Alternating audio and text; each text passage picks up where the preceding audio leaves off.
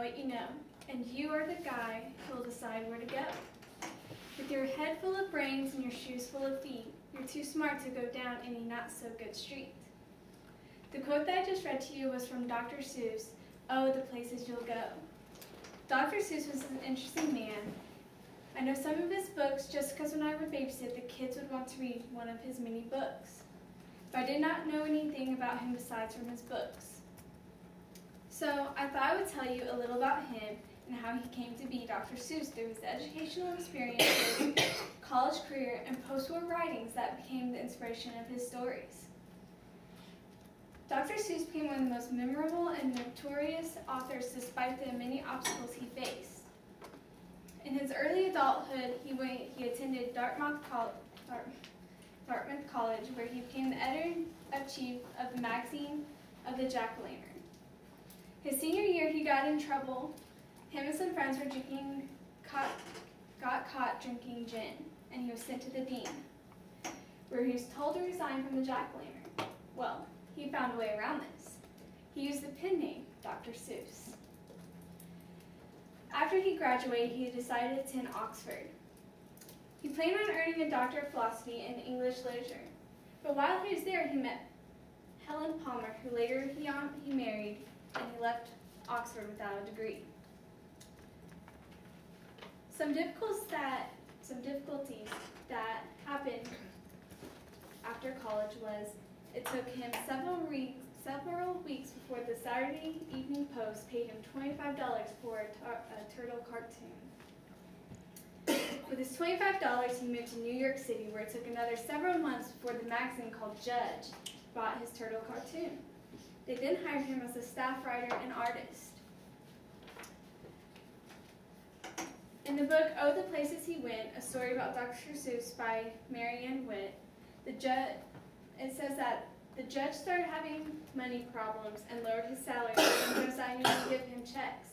Instead, they gave him products the magazine had advertised for, like shaving cream. One time, he was sent home with I believe about 137 nail clippers. But on the brighter side, other magazines like Life, Red Book, and Vanity Fair started to buy his work and would actually pay him in cash for his work.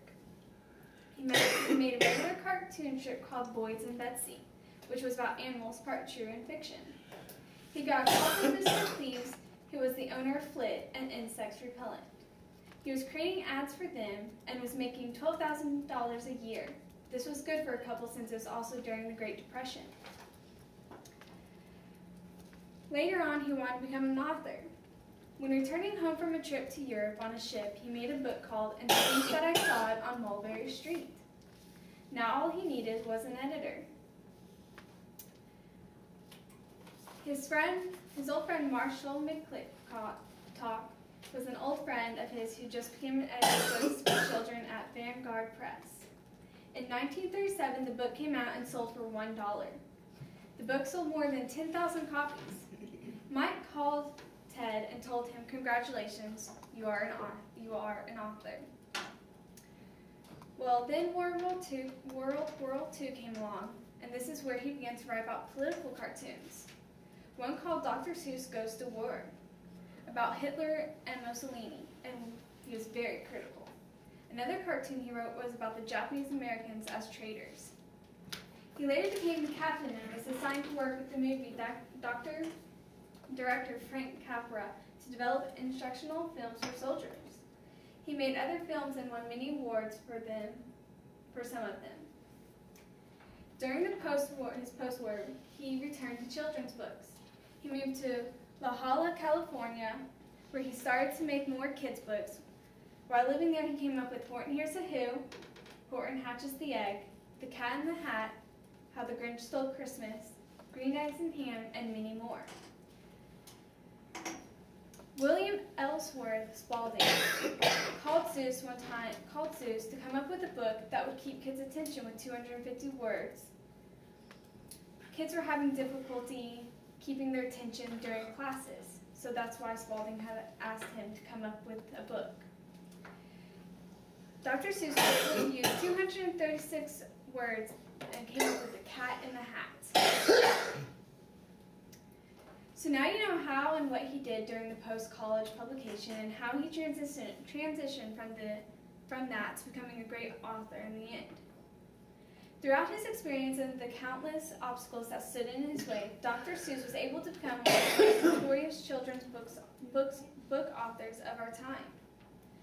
He then went to share his life experience and the cups involved in the great balancing act of life. Through one of his most popular short stories, Oh, the Places You'll Go, and as Dr. Seuss would say, so, be your name Box Baum or Bixie or Bray or Mordecai Alley von Ali O'Shea. You're off to great places, today is your day. Your mountain is moving, so get on your way.